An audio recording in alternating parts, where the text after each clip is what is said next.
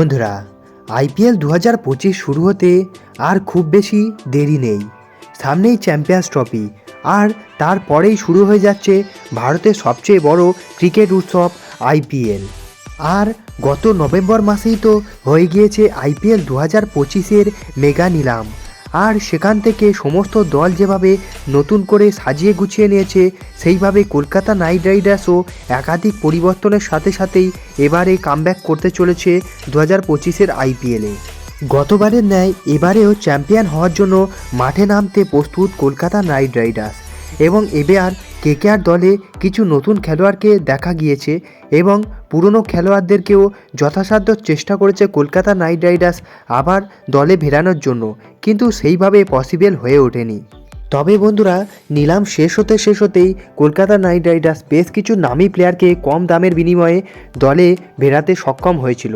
তবে এমন কিছু প্লেয়াররা রয়েছে যারা কলকাতা নাইট রাইডার্স অবশ্যই কিনেছে, কিন্তু তাকে আমরা 2025-এর একটি ম্যাচও হয়তো কলকাতা নাইট রাইডার্সের জার্সি পরে মাঠে খেলতে দেখতে পারবো না। বন্ধুরা, এই ভিডিওতে আমরা ফটাফটভাবে দেখে নেব যে কোন কোন প্লেয়ারগুলি অবশ্যই কলকাতা নাইট রাইডার্স কিনেছে, কিন্তু আসন্ন 2025-এর আইপিএলে হয়তো তাদেরকে মাঠে আমরা দেখতে পাবো না। বন্ধুরা, তাই তোমরা ভিডিওটি শেষ পর্যন্ত দেখো, এবং তোমরা যদি আমার চ্যানেলে নতুন হয়ে থাকো এবং ভবিষ্যতে ক্রিকেট রিলেতে তথা আইপিএল এবং কেকেআরের সমস্ত নিয়ে সবার আগে বাংলায় পেতে চাও, তাহলে চ্যানেলটিকে অবশ্যই করে দাও সাবস্ক্রাইব। এবং তোমরা যদি কেকেআরের একজন ডাইহার্ড ফ্যান হয়ে থাকো, তাহলে ভিডিওটিকে করে দাও একটা লাইক। চলো ভিডিওতে আগে যাওয়া যাক। বন্ধুরা, যে সমস্ত বড় প্লেয়ারগুলি অবশ্যই কলকাতা নাইট রাইডার্সে 2025-এর জন্য আছে তবে খেলতে পারবে না, তাদের মধ্যে সবচেয়ে বড় নাম হয়ে উঠছে মনীষ পাণ্ডে। হ্যাঁ বন্ধুরা, কলকাতা নাইট রাইডার্স মনীষ পাণ্ডেকে আবার দলে সামিল করেছে, কিন্তু বিশেষজ্ঞদের মতে প্লেইং 11-এ তার থাকা খুবই কঠিন বিষয়, কারণ সম্প্রতি সৈয়দ মুশতাক আলী সফরিতে কর্ণাটকের হয়ে বিশেষ কিছুভাবে খেলতে পারেননি। এদিকে কর্ণাটকের হয়ে টি20 ক্রিকেটেও বাদ পড়ে গিয়েছেন তিনি।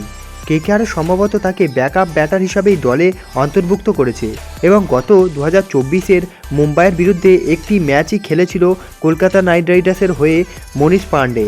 অর্থাৎ যদি কোনো খেলোয়াড়কে চোট বা অন্য কোনো বড়সড় প্রয়োজন না পড়ে, তাহলে সেক্ষেত্রে পুরো মৌসুম জুড়েই কলকাতা নাইট রাইডার্সের বেঞ্চে বসে থাকতে হতে পারে কর্ণাটকের এই ব্যাটার মনীষ পাণ্ডেকে। বন্ধুরা, এরপর এই তালিকায় দ্বিতীয় নামটি হতে চলেছে ইংল্যান্ডের কিংবদন্তি অলরাউন্ডার মোয়েন আলী। এবার কলকাতা নাইট রাইডার্স মোয়েন আলীকে মাত্র 1.5 কোটির বিনিময়ে স্টকযুক্ত করেছে, তবে তাকেও ব্যাকআপ হিসাবে বেঞ্চে থাকতে হতে পারে। আসলে কলকাতা নাইট রাইডার্স বরুণ চক্রবর্তী এবং সুনীল নারিনকে প্রধান দুই স্পিনার হিসাবেই মাঠে খেলাতে চলেছে। এদিকে 4 বিদেশি খেলোয়াড়ের মধ্যে মোয়েন আলীকে কোনোভাবেই ফিট করতে পারবে না কেকেআরের ম্যানেজমেন্ট, এবং কেকেআরকে তৃতীয় স্পিনারকে মাঠে নামাতে হলে মায়াঙ্ক মার্কান্ডেকে অবশ্যই প্রেফারেন্স দেবে, কারণ সে একজন ভারতীয় বোলার। এমত অবস্থায় কোনো গুরুত্বপূর্ণ বিদেশি খেলোয়াড় ইনজুরিতে সম্মুখীন হলে বা খারাপ ফর্মে থাকলে তারপরই হয়তো মোয়েন আলী সুযোগ পেতে পারে। এরপর তৃতীয় নামটি হতে চলেছে অনুকূল রয়ের। হ্যাঁ বন্ধুরা, বাঁহাতি এই স্পিন বোলিং অলরাউন্ডার অনুকূল রয় 2019 সাল থেকে কলকাতা নাইট রাইডার্সের সঙ্গে যুক্ত আছে, কিন্তু এখনও পর্যন্ত তিনি মাত্র 10টি ম্যাচ খেলার সুযোগ পেয়েছে।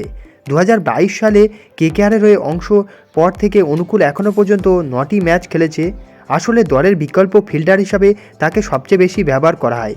এদিকে আসন্ন মরশুমে কেকেআরের স্পিন বিভাগে অনেকগুলি প্লেয়ার যেমন মায়াঙ্ক মার্কান্ডে, অনুকূল রয়, বরুণ চক্রবর্তীরা রয়েছে। তাই এমন অবস্থায় অনুকূলকে এই সমস্ত মরশুমে কোনোভাবেই খেলার সুযোগ পাচ্ছে না বলে বিশেষজ্ঞদের মত।